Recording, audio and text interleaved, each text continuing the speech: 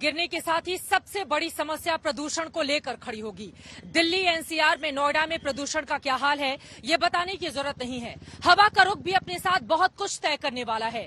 जब इतनी ऊंची इमारत ये जमींदोज होगी तो अपने ऊपर बहुत सारा सवाल खड़े करते हुए मलबे का ढेर भी लोगों के सामने खड़ा कर देगी और उसी को लेकर लोग सवाल कर रहे हैं कि इस मलबे को हटाने में अगर वक्त लग गया तो आसपास रहने वाले जो लोग हैं उनकी जिंदगी आगे कैसे बढ़ेगी, क्योंकि माना जा रहा है कि जब इसका मलबा यहाँ पर गिरेगा, ढेर लग जाएगा तो तकरीबन 3 मंजिला ऊंची इमारत तक का मलबा दूर दूर से आपको नजर आएगा।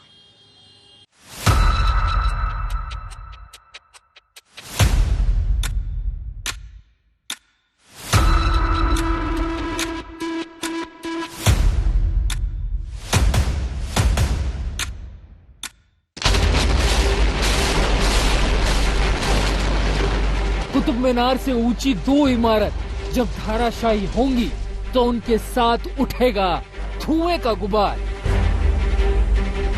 वो धुआं जो अपने साथ प्रदूषण लाएगा, वो धूल जो आसपास के इलाकों पर असर डालेगी। सिर्फ 10 सेकंड तक बारूद का धमाका होगा और अगले 14 सेकंड के भीतर ये ऊंची मीनार धूल के गुबार से होती हुई जमीन पर धराशायी हो जाएगी। बिल्डिंग के आसपास स्मोक गन का इस्तेमाल किया जा रहा है ताकि कम से कम धूल उठे।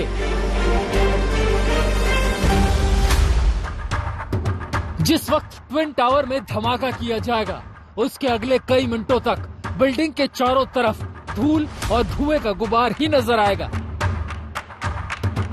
धूल का गुबार कितनी दूर तक जाएगा इसका अनुमान उस वक्त चलने वाली हवा की रफ्तार और दिशा पर निर्भर करेगा।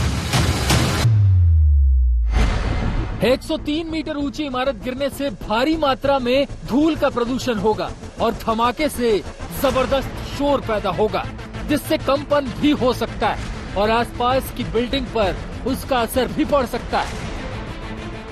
Air pollution, ambient air quality में जो भी इम्पैक्ट आएगा उसके असेसमेंट के लिए हमारे 8 मैनुअल स्टेशंस हमने वहाँ पर 500 मीटर और 1 किलोमीटर की दूरी पर डिप्लॉय किए हैं और सेक्टर्स 125 और 116 में जो हमारे continuous air quality monitoring stations हैं वो भी इसकी लगातार मॉनिटरिंग करेंगे जिससे हमें डेटा प्राप्त हो सकेगा कि PM10 और PM 2.5 की मात्रा में कितनी वृद्धि है। ऐसा अनुमान लगाया जा रहा है कि 10 माइक्रोन से ज्यादा बड़े धूल के कण चारों तरफ फैल सकते हैं, जिसके लिए बिल्डिंग के चारों तरफ 10 एंटी स्मोक गन्स लगाई गई, जबकि इससे छोटे धूल के कणों को स्मोक मशीन से पानी का छिड़काव करके जमीन पर गिरा दिया जाएगा जिससे लोगों को नुकसान कम हो।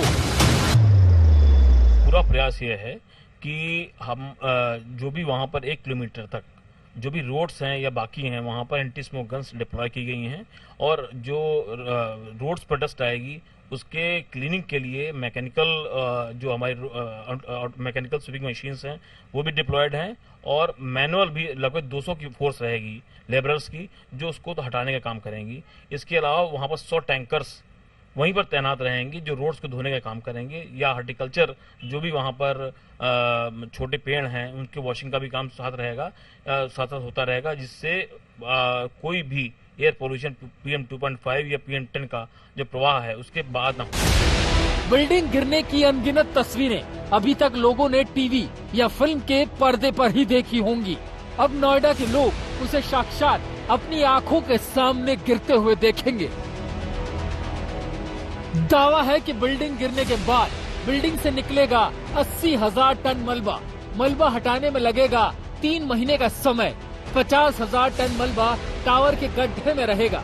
30,000 टन मलबा CND वेस्ट प्लांट में भेजा जाएगा।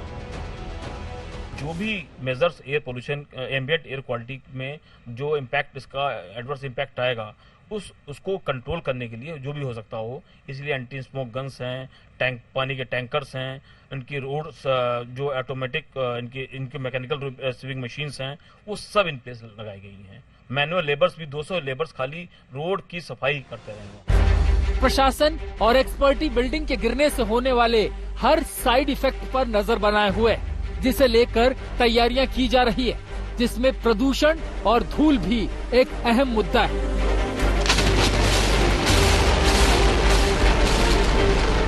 आज तक ब्यूरो।